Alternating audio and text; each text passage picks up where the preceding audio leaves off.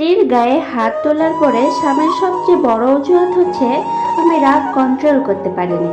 কিন্তু একটা কথা চিন্তা করে দেখেন তো, স্বামী রাগ কন্ট্রোল করতে না পেরে কখনো কি অন্য কারোর গায়ে হাত তুলেছে? মা বাবা ভাই বোন আত্মীয় স্বজন কাউকে কি কখনো মেরেছে?